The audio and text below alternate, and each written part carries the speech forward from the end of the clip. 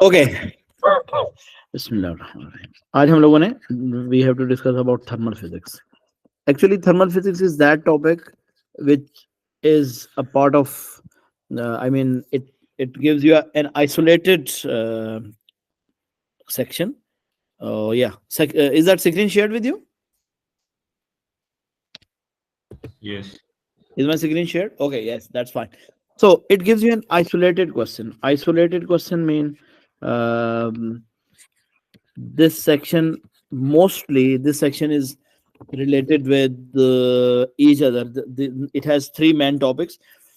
Sometimes we have an interaction of this chapter with general physics to somehow, right? Specifically when we will talk about thermal energy. So you have to be very clear about that. And there are almost 3 to 4 MCQs from this topic. Okay, and almost 5 to 8 marks question from theory. Sometimes we get a longer question. For example, its weightage moves towards 10 to 12. Okay, but it is very rare. Basically, most of the time, this is the weightage of this chapter. So I can simply say that this question has the contribution in your total syllabus or total weightage almost 12%. Okay, how much percentage is 12%? Okay, now let's talk about the subdivision of this topic. The subdivision of this topic is, this topic consists of ideal gases are basically sorry, molecular model of gas, yeah, molecular model of matter. Okay, molecular model of matter. Secondly, this consists of thermal properties of matter. Okay, thermal properties of matter. Then in third part, or its third domain is the temperature. Its fourth domain is transfer of thermal energy. Transfer of thermal energy. So these are almost 4 different chapters. Temperature is not having a big contribution in that now, because in syllabus specification they have extracted it all. It is eliminated a lot, but rest all of the topics are having some sort of contribution in syllabus individually. Okay, so let's talk about molecular model of the matter. Okay, ये हम लोगों ने start तो नहीं किया था ये chapter, molecular model of matter. Yes. uh, Sorry, Mirab. नहीं सर, ये तो नहीं किया अभी. Okay, so आपको कुछ थोड़ा बहुत इसका आइडिया है? Do you know okay what we are going to discuss about? Sir solids, liquids and gases का जो स्ट्रक्चर होता है वो सब. Exactly. So yeah, are you Yes. agree with this? Yeah. Okay, I know. so I can say that molecular model of the matter means we have to discuss structure of matter. Okay, then its molecular concept and both macro concept. One is the macro concept of that. The second one is the micro concept. Okay, now when I say that at macro level, this is what macro concept. Macro means bigger one, which is being taught to you at each level 6, 7, 8 till now. Macro level mean solids have pack structure. Okay, they have packed structure, right? They have strong molecular forces. Yes, strong shapes. Oh, sorry, not strong shape. That is something else. Fixed shape and fixed volume, right? This was the profile picture of your solids. Fixed shape and fixed volume. Do we do the same? Are you agreed with that? That what was solid? Anything which was having a pack structure. Pack structure is another extensive idea, but usually we define the solids as they have fixed shape and fixed volume, right? And what about the liquids then? For liquids, what did we study at micro concept? They have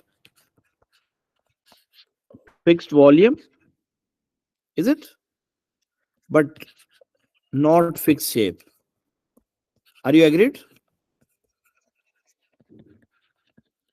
They can Yes. be, they can adopt shape of any container in which they would be placed. And then we came to know about gases, neither fixed shape nor fixed volume. Okay, neither fixed shape nor volume. So this was what? Don't you see that this was an observation based science? Is it? We observed that anything which behaved like one, it was named as solid. Anything which behaved like second, it was named as liquid, and anything which behaved like third, it was named as gas. But no one knew about that why they are behaving like that. Okay, are you getting that how we are going to link this macro concept with the micro one? Yes. Right. So the micro concept of the structure is why solids have fixed shape. Actually, this was the answer of why. So if I generously say this thing, that the answer of why is it so? So this was what? This was a new domain of science which was named as micro science, or which was named as molecular model. So we call this a molecular model. Okay, so molecular model actually explain this all, right? For example, if we say that at micro level there are some general postulates of molecular model. Those are postulates mean points. Okay, so don't get confused in any difficult word. The postulate of any concept mean any points are some sort of arguments that all the materials are made up of small particles. All the materials are made up of small particles, whatever they are. Okay, this was point number one, made up of small particles. Second point, those particles are in continuous state of motion. What was the behavior of those particles? They, I mean, those particles are in continuous motion. Whatever the motion that would be, but they are in continuous motion, right? They are not stopped, right? Third, they exert some force on each other. Okay, they exert force on each other, right? And the origin of that force was basically extracted out, was these were three main points about any matter, postulates of theory of matters, not gases or solids. Theory of matter. That all matter has mm, these three properties. Okay, now let's talk about that how those molecules are arranged. Okay, I have to add this point as well. All the materials are made up of some particles arranged in specific order. Right? Order means they would have different behavior. Now, is this clear to both of you? Because now in class you are the only two people. Yes, sir. Okay, so let's talk about solids. So actually, if I draw the shape of the solid, it's not, uh, I mean, a difficult task for you, but the solids have uh, a fixed shape and fixed volume, and that's why when we define that, if something is made up of solid atoms, actually they are arranged in a proper shape. They have a proper arrangement. They are the particles are. I will talk about just 3 points: arrangement, moment, and reason of force or magnitude of force. Okay, is this clear? Are you talking? I mean, are you getting this thing? I will talk about arrangement. Yes, sir. The materials are classified by arrangement of particles. Secondly, the nature of motion, and third, the nature of force. That's it, or magnitude of force. So solids, in solids, you know what is the beauty of these particles? That particles vibrate about the fixed position, right? What do the particles do? The particles vibrate about fixed point or fixed positions, are called their lattice points. Okay, this is a name, don't get confused in that. Lattice point mean where those solids are, basically those atoms are fixed. For example, if I have this atom and I have this atom, and these two atoms are basically related with each other, or they are attached with each other with the help of a spring module, that means it, this atom will vibrate and this will cause vibration in the next one.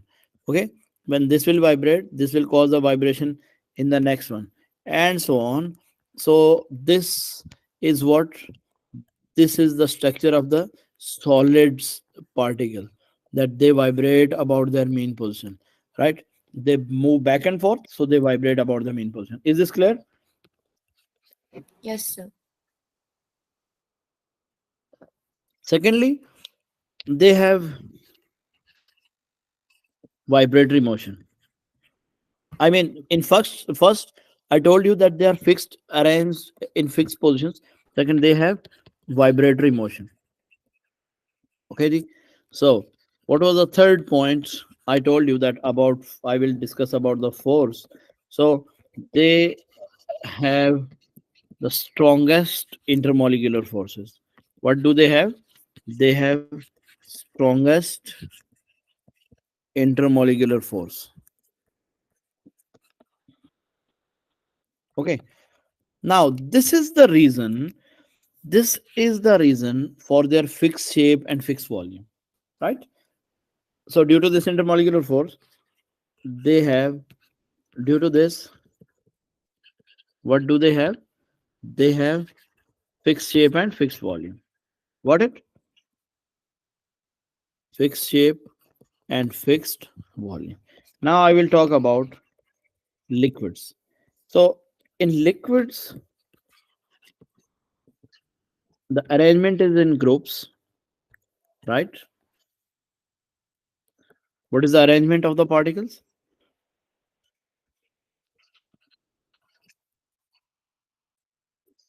Let's say, let's write in this way: arrangement. Then in next part, we can say motion, and in next part we can say force, intermolecular force. So what is the arrangement? They are arranged in the form of groups. What is the motion? Motion is mixed, vibratory plus random motion, both, because at lower temperature they vibrate and at higher temperature they move randomly. And third, they have weak intermolecular forces. They have weak intermolecular forces. They have forces, but their intermolecular forces are weak. So that's why they are arranged in the form of groups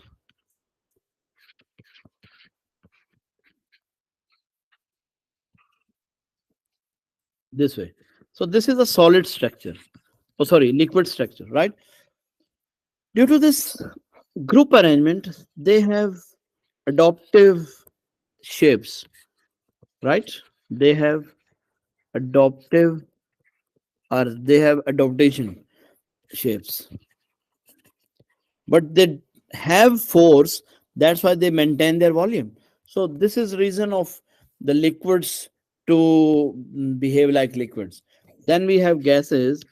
In gases, actually, if I again arrange into three segments, you will be able to figure out these areas. This is what arrangement.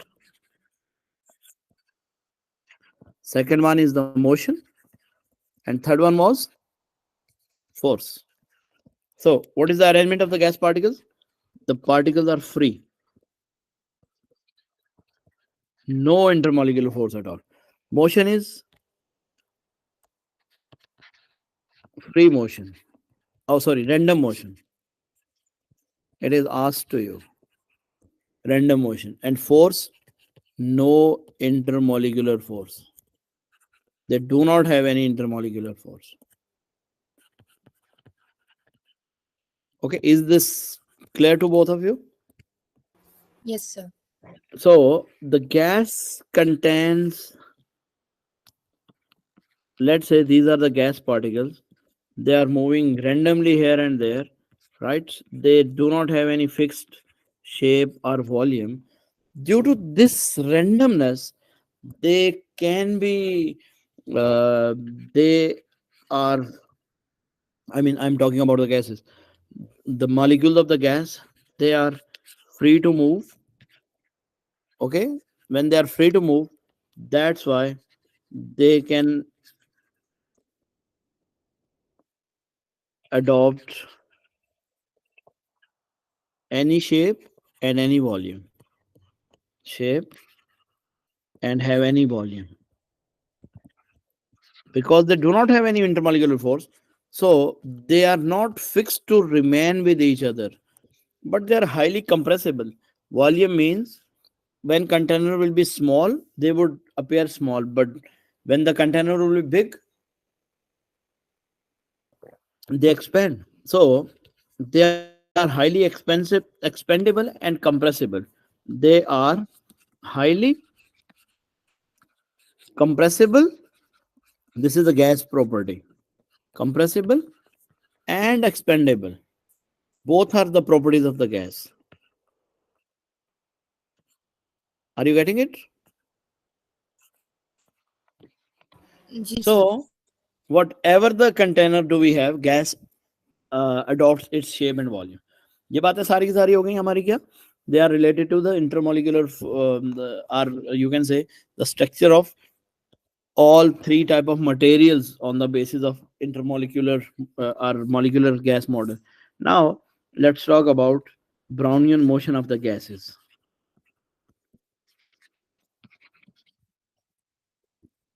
Brownian motion of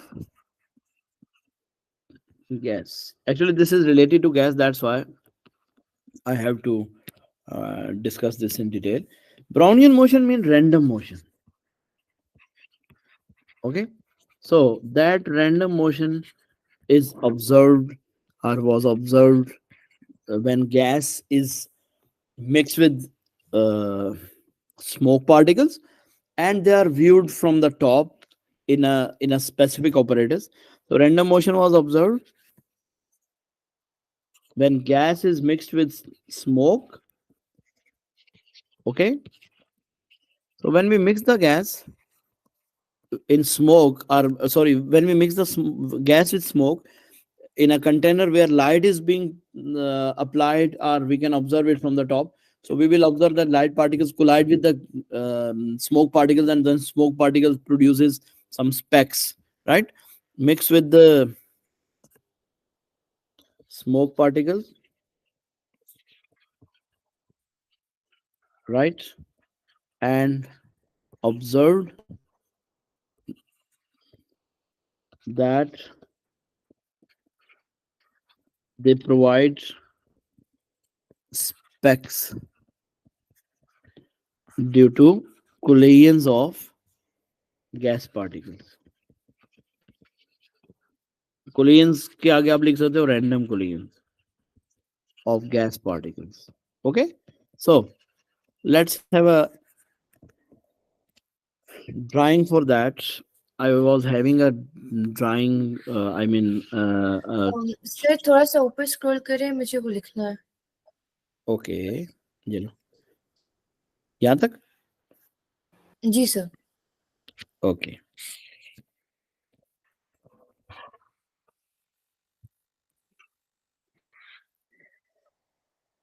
Yeah, yeah. Is it clear to you? Yes, sir. Okay. It's a. It's not a technical topic. That's why it seems to be a bit boring. But I would try my best to finish it as quick as possible. Sir लिख लिया. Good. Okay. So if we are going to put some smoke from this side, right, in this one, and we have some sort of, you know, air particles. Let's say these are the air particles. Okay. This is basically the gas. Now, along with the gas, for example, if I have some smoke particles, these are the big particles. So when smoke is mixed with gas or air, and you know what do? We apply some light on that, and by applying light on those particles, we basically observe their nature. Let's say here I will make it zoom, and then I will show you over there. Let's say this is a light bulb. Okay, this is a complete setup. Unfortunately, I am not having right now. I am not having approach to the Google. Otherwise, I would get an image and I would paste it over here. But this is the light. So when the smoke particles move randomly, right, in this way, in the container, when light is reflected from those smoke particles, what do? They provide some random specks due to collision with the gas particles, and these gas particles are basically having collisions. So due to these collisions, we can say that those are actually moved. These smoke particles are moved by the gas particles. So here these red ones are the gas particles, are air particles. Okay, and these black ones are the smoke particles. Sorry. Okay, so this was the Brownian motion, which was just considered as a whole. We consider this motion as this way. So if you are going to represent this motion, this randomness is fine. I mean, it is okay that you are showing that, okay, gas particles are having random motion this way. They have zigzag motion. Got it? This is what? This is the final presentation of this all experiment. This was the experiment and this was its presentation. Is it clear to both of you? Yes. Okay. Uh,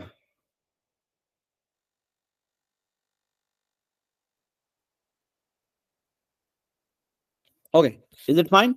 Should I move to next? Yes sir. Okay. Just a minute. What is the name of your group in timetable? IGCSE OPG?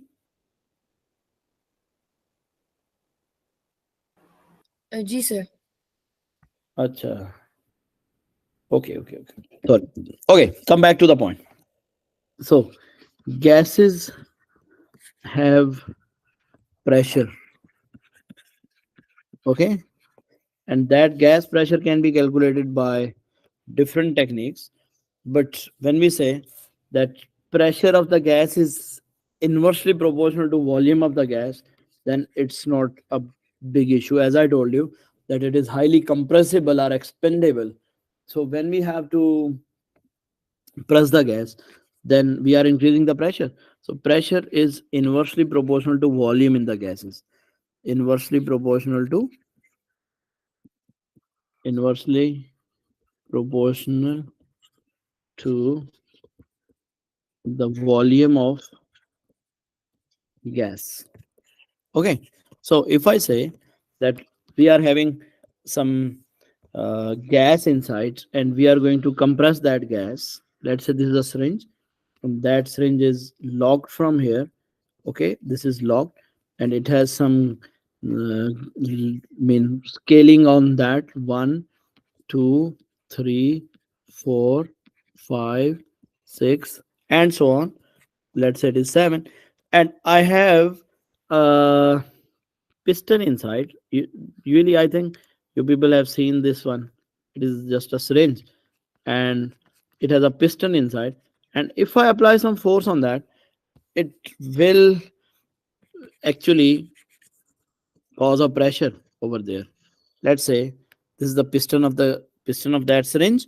Okay, are you getting this thing? Now with the help of this piston, I can consider that yes, there would be a force acting on that gas, or why this piston is applying some force on this gas. So let's say if I say that this is the volume of that gas, let's say I would increase this piston till this point so that I can figure this out, that this is the volume of that gas. देखो ये आपके पास volume है. For example you are going to apply pressure 1 over here. This is pressure P1 in this state, and this is actually volume V1 in that case. Now when you release the pressure, right, when you remove the piston, what will you have, what will you observe? Hmm? What is your expected observation?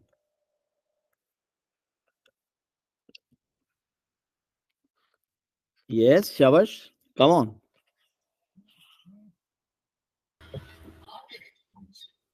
What? I mean, when I will remove this, when I will release this pressure, let's say I'm going to move this piston backward. So what do you expect? Now piston has been shifted back. Okay. So what do you think? What will Gas happen? I have released the pressure. So when I have released the pressure, the volume would be decreased or increased? increase. Increased. So this is your new volume and this is your new pressure. So you have decreased the pressure. Let me call it pressure 2. Okay. Pressure P2, where P2 is less than P1. Okay. And this is new volume. Let's say it is 0, it is 1, it is 2, it is 3, it is 4. So this is your volume V2. So remember this thing, that when you are going to decrease the pressure, your volume would be increased.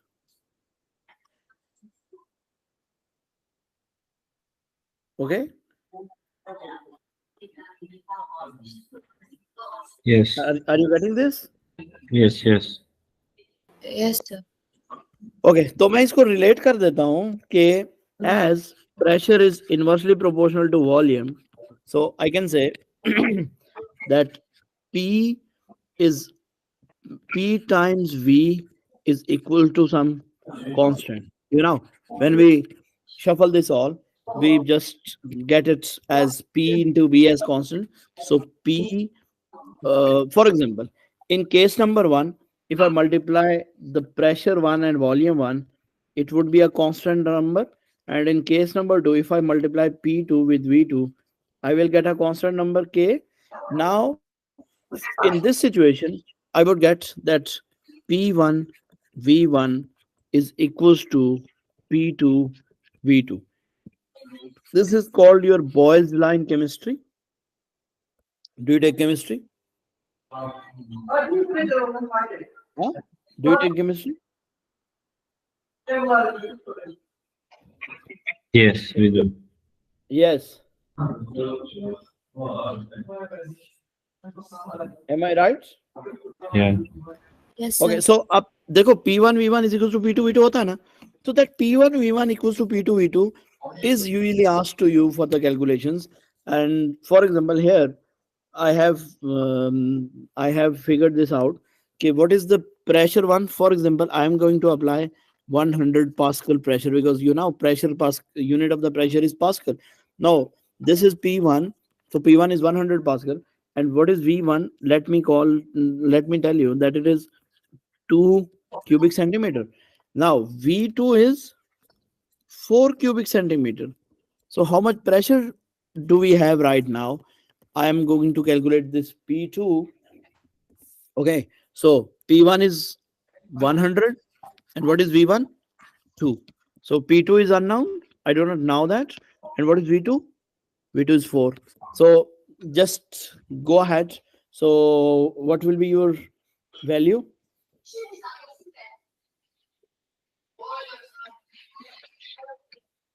Okay. P2 value, P2 की value बताओ.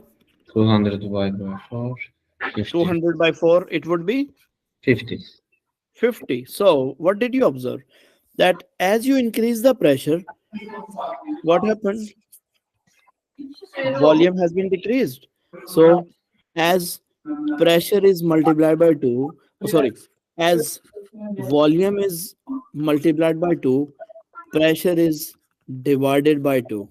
Or in other words, if pressure is multiplied by 2, when you will increase the pressure, your volume will become half, I mean decrease.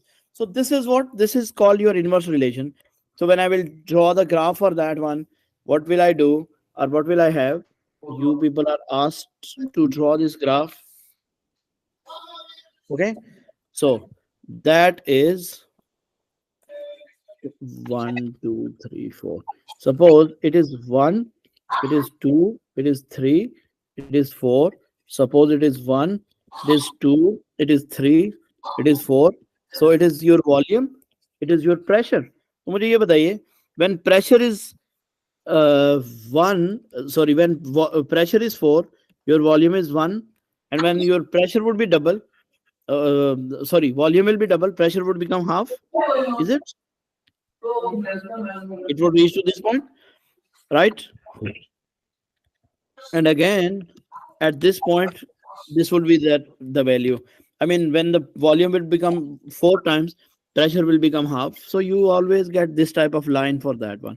Okay, Okay.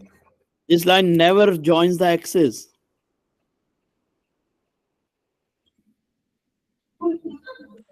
Okay, this is your pressure volume graph. What is that? Pressure and volume graph. Got it? So this is pressure volume graph, and it never touches the axis. It never passes through origin. And second thing, it never touches the axis. Touches the axis.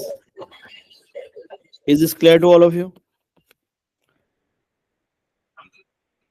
Clear? Yes.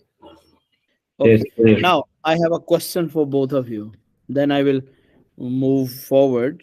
The question is, I have a gas container, and in that container there is a gas inside, and that container is connected with another container, right? This is a cylinder. Okay, and you are going to fill this cylinder with this container. There is a volume of the cylinder or container which is equals to the volume of that container is 400 cubic centimeter, right? And pressure inside this is, let's say, 210 pascal. What is pressure inside it? 210 pascal. The wall is closed. What is this? What is the condition of this wall? The wall is closed, right? Initially. Volume of the second cylinder is, yani this round cylinder, its volume is 150 cubic centimeter, and pressure is not given to you. Okay? Pressure is not given to you. Am I right? Yes.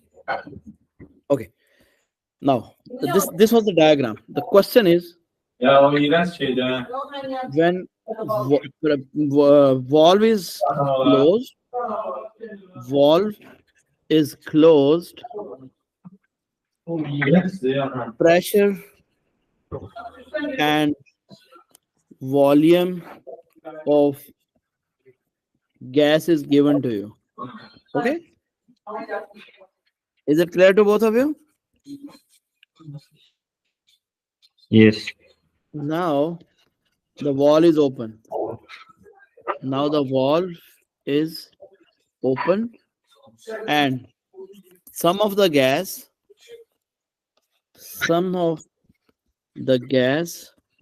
is shifted in cylinder B. Let me call it cylinder A. Let me call it cylinder B. In cylinder B, okay, calculate the final pressure of the gas. What to calculate? Calculate final pressure of the gas. Okay, it is of 3 marks question. So if I apply the technique of solution, first of all, you have to select the formula. Which formula is to be used? P1 V1 equals P2 V2. Okay? Are you people agreed? ऐसे ही होगा ना? Yes. Meerab? Yes. P1 V1 equals to P2 V2 होगा. तो अब मुझे ये बताओ, what is the pressure P1? Yeah, what is pressure P1? Yeah, let me show you the question.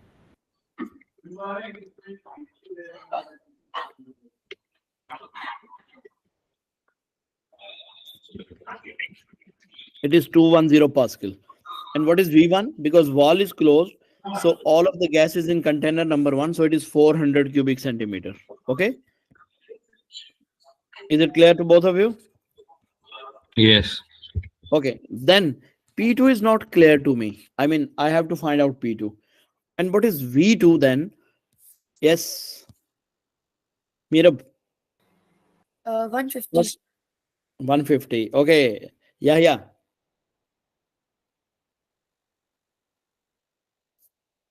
Yeah, 150. Read the question carefully again, both of you. From this red part. That's why I have written it red.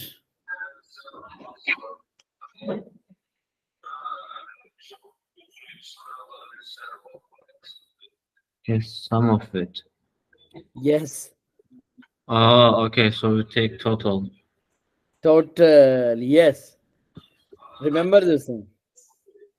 This is very tricky part of the question. Okay. Yes. Yeah. So sometimes questions are appearing something like this, that we are having very apparent value of V1, V2, P1, P2, and we just put the values inside and we get it all, but they are not actually the values, right? So for example, 210 times this. Here it is 210 plus 150. Yes, please calculate P2. Mirab, do you have a calculator? Yes, sir. Yes. Sir, in this, why did you add pressure with volume? Oh, pressure with volume. Oh, sorry. Very intelligent girl. Very good. 400 plus 150. Well done. 400 plus 150. So it would be 550. Now, are you agreed? Yes, sir. Okay, calculate karo.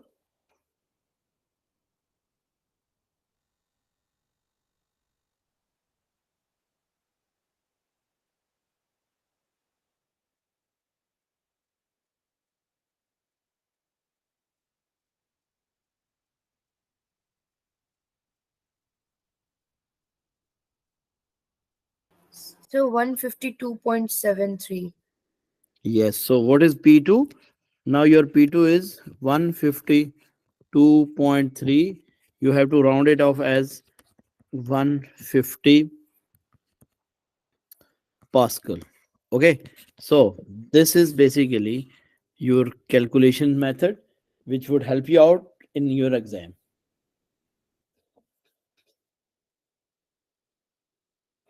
Okay. Clear है ये? Yes. Okay. So let's have another discussion about temperature of the gas. Okay. Temperature and volume of the gas. Volume of gas. Actually, in chemistry, it is named as Charles law, right? What do we call it in chemistry? We call it Charles law. So it is stated that temperature is directly proportional to volume. Sorry, volume of the gas is directly proportional to temperature. If you will heat it up, its volume will be increased. So volume of a fixed mass of a gas, mass of a gas is directly proportional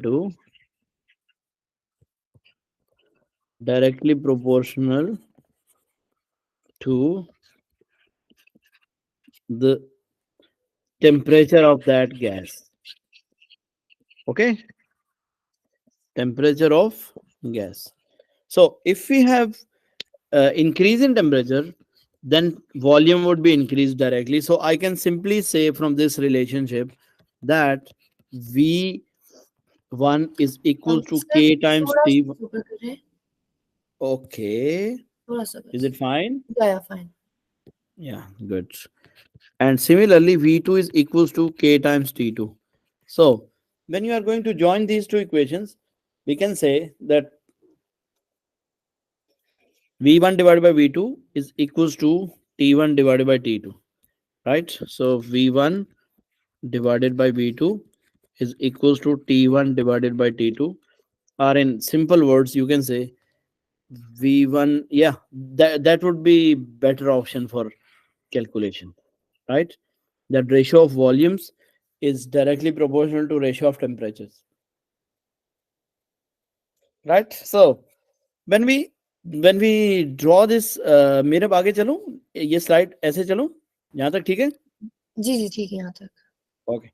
So when we draw the graph of directly proportional, it is a straight line and it passes through the origin like this. But there is a beauty of this graph that when we are having temperature in 0 degrees centigrade, the volume of the gases is never zero. Did you ever think like that? This is volume, this is temperature. So let's say this is 0, 1 degree, 2 degree. Okay, wait. 10 degree, 20 degree, 30 degree, 40 degree, 50 degree and so on. बल्कि इसको मैं 100 तक लेके जाता हूँ. Wait, 20, 40, 60, 80 and 100. And let's say this is line for my volume.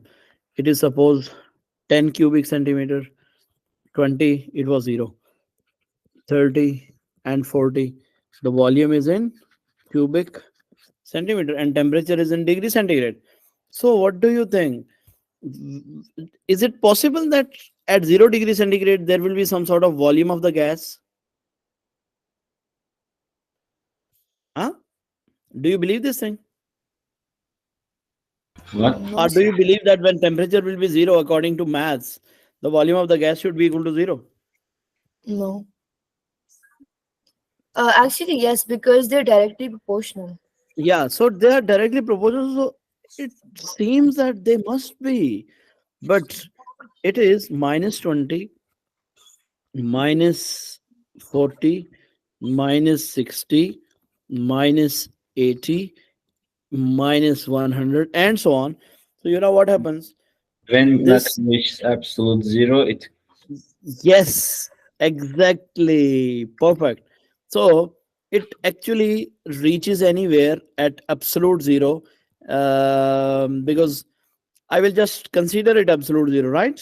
I am not going to have this much line over here. So let's say, just let's draw that graph.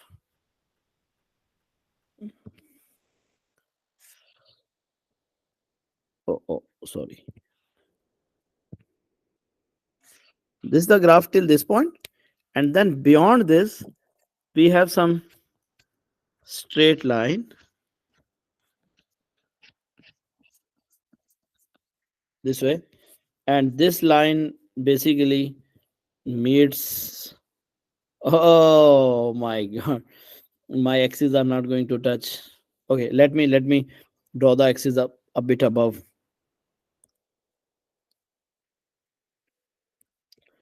ठीक है, ये देखो, ये axes हैं आपके. So you know what happens? This is, let me erase this one.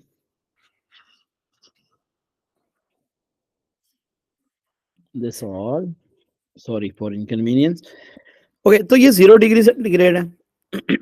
It is basically that minus 273 degree centigrade, which is equals to your 0 Kelvin, which is called your absolute temperature. Okay,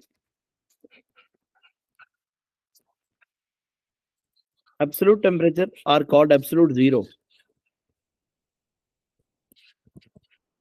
So this is that point where volume of the gas is actually equal to zero, right? Or it is considered that volume of the gas will be equal to zero. So this is your temperature in degree centigrade. So according to this all, you know what happens? That practically volume of the gas can never be zero. Practically volume of gas never goes to zero, because volume zero means all of the particles inside there have been finished out. So that does not goes to zero. That's why this temperature is called absolute zero. Okay, it is a hypothetical temperature, or that's why the temperature is called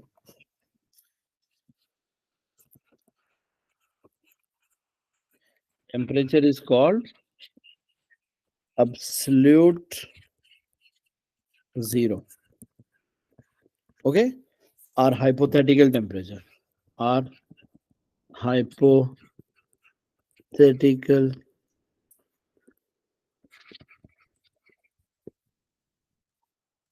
zero, which can be obtained just mathematically. It cannot be obtained experimentally. So here is very important conversion for you people. It is being asked to you in exam that Kelvin, which is, as I told you, that it is 0 Kelvin, right? 0 Kelvin. It's not okay. It is 0 Kelvin. So 0 Kelvin is equal to minus 273 degrees centigrade, which shows that 1 Kelvin is equals to, or in simple words, Kelvin is equal to value of centigrade plus 273 degrees centigrade plus 273. For example, if your temperature is 0, right?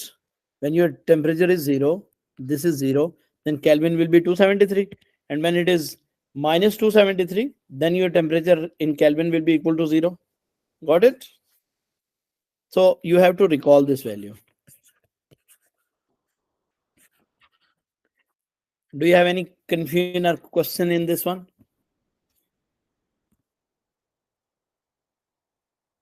No. Sir ये एक minute बताइएगा कि ये जो -273 है, so Mhm.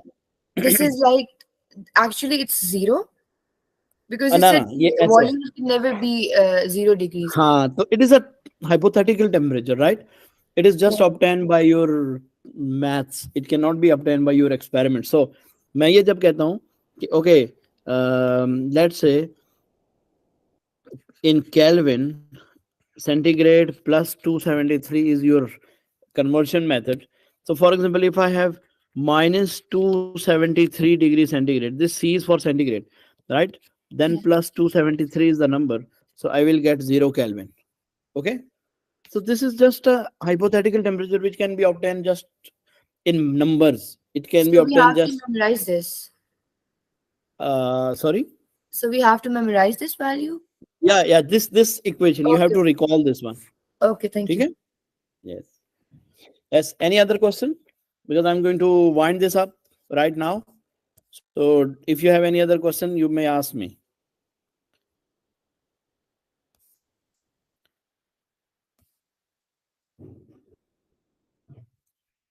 Yes. Yeah. Mirab. No, sir. Okay. Then see you inshallah in my next class. I will send you this recording as well. And I hope that the things